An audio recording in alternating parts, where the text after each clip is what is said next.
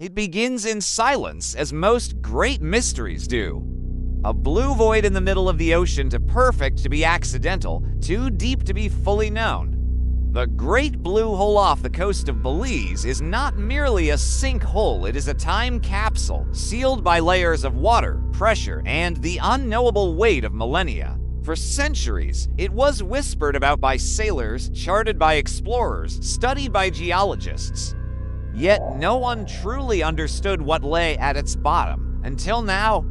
In the winter of 2018, an elite team of researchers, marine biologists, climate historians, deep-sea archaeologists embarked on an expedition unlike any before. Their vessel was not a boat, but a specially built submarine capable of diving to the lowest reaches of this cavernous pit.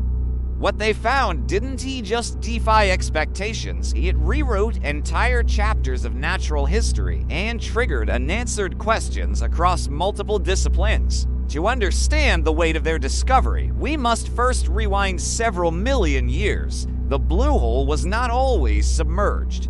During the last ice age, sea levels were far lower, and the limestone cave that would become the blue hole was exposed to air.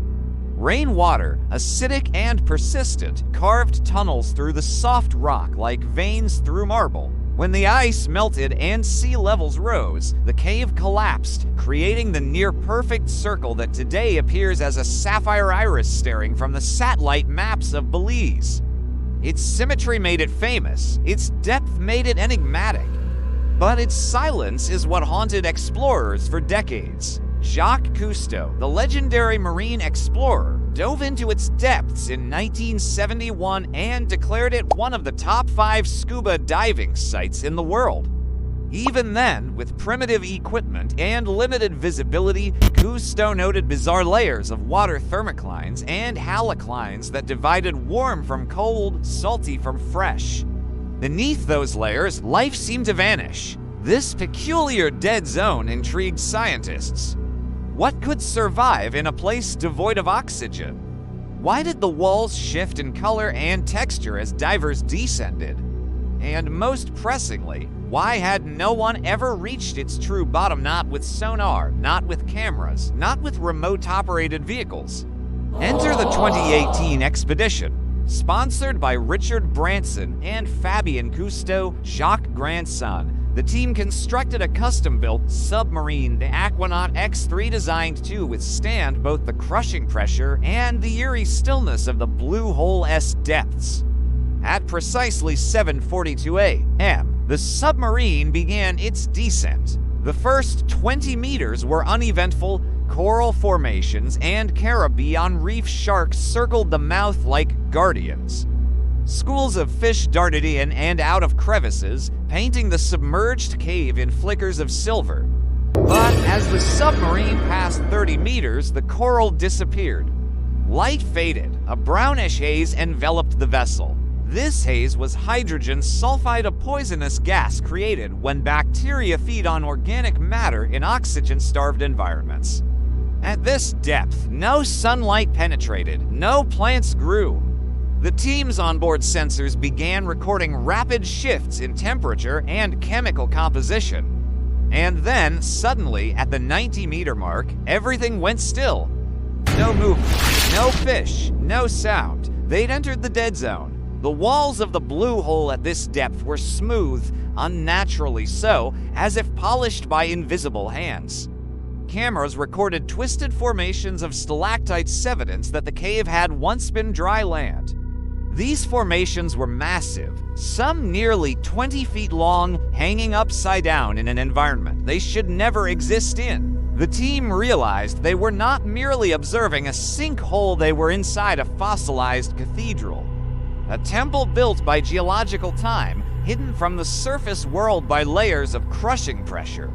And yet, they were still only halfway down. What happened next would leave the entire scientific community speechless.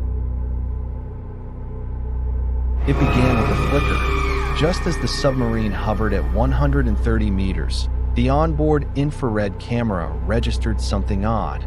Heat. Not much, just a trace. Enough to suggest movement. But there was no life here.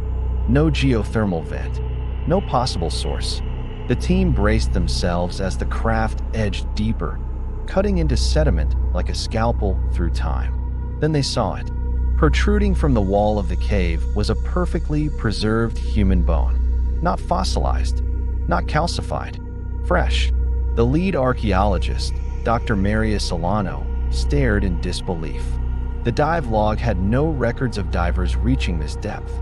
More eerily, the bone had no damage, no bite marks, no evidence of erosion. It had not drifted down. It had been placed. The submarine's manipulator arm reached out, brushing the sediment away. That's when they uncovered the rest. Dozens of bones arranged in a geometric pattern. Femurs aligned like spokes, skulls forming an incomplete ring, rib cages inverted toward the center. This was no burial.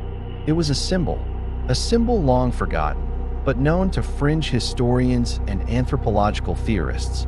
The mark of the drift, a formation found in deep cave sites from the Andes to the Mediterranean. It suggested a pre-Columbian seafaring civilization far more advanced than previously thought. One that worshipped the void, the blue, the descent. Until now, it had always been dismissed as pseudoscience. But the Great Blue Hole had preserved it. Around the chamber, sonar registered cavities that didn't show on earlier scans. The team maneuvered the Aquanaut X3 into one and discovered what can only be described as an ossuary, a bone library. Tens of thousands of fragments, all meticulously sorted. Fish bones, bird bones, whale vertebrae, and among them, artifacts, obsidian blades, coral figurines, even shards of what looked like writing tablets. The sediment was tested. Carbon dating revealed a timeline spanning 12,000 years. One relic stood out, a disc carved from blackened pearl, etched with 12 concentric circles, each circle marked with faint, cryptic glyphs. The outer ring showed symbols that matched Mayan numbering, but the inner rings? Completely unknown. Not Aztec, not Olmec, not Egyptian, Sumerian, Norse. These were not letters. They were sounds made visible, tonal frequencies expressed in geometric spirals. The discovery would fracture conventional timelines. Historians balked at the suggestion that civilizations may have communicated in harmonic waveforms long before structured alphabets.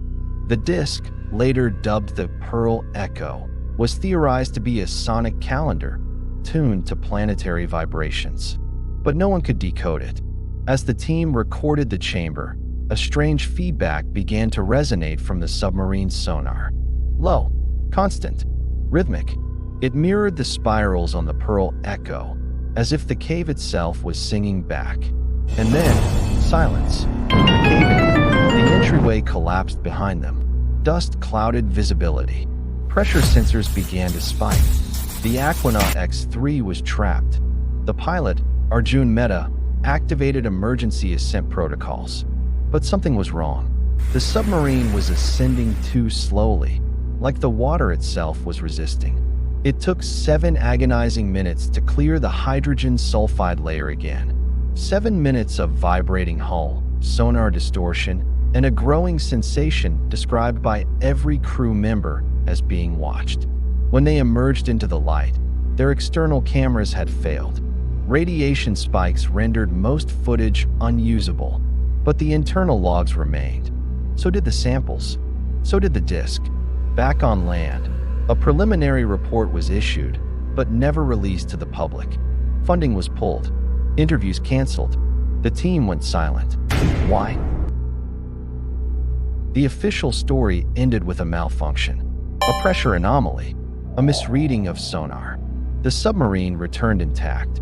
No serious injuries, no lasting consequences. But unofficially, the crew described things no camera could capture.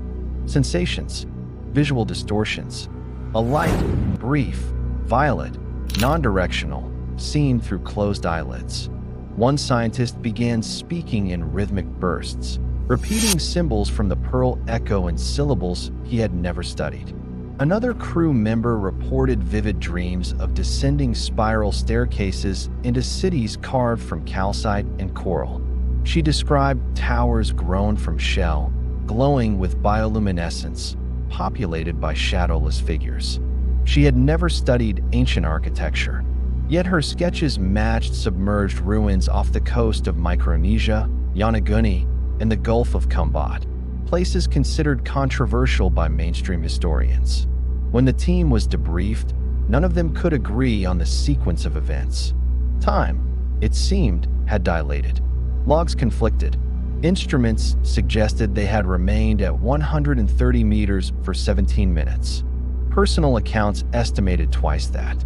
The Pearl Echo, now under lock and key at a private institution, was found to emit low-frequency vibrations when exposed to salt water, frequencies that changed with lunar cycles. Attempts to replicate its tones in controlled environments led to strange outcomes: shifting sediment in water tanks, spontaneous crystal growth, even temporary amnesia in one researcher. Speculation exploded. Was the Great Blue Hole a natural formation, or something repurposed? A vault? A resonant chamber? A tuning fork for Earth's ancient song? Then came the leak. An anonymous post on a fringe academic forum detailed a supplemental finding: a partially eroded script near the wall of the ossuary. It had been dismissed as natural etching, but under UV light, the script pulsed faintly. 12 lines, 12 symbols.